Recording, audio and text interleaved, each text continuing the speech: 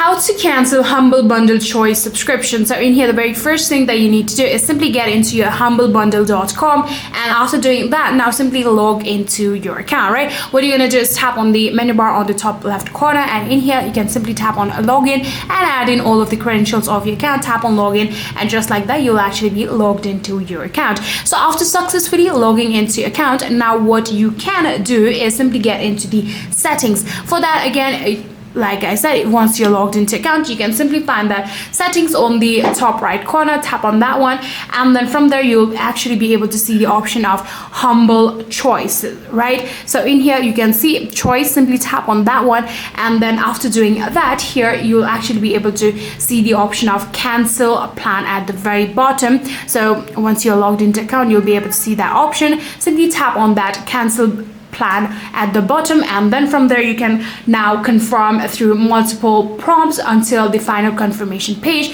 and just like that, you'll successfully be able to cancel your Humble Bundle Choice subscription.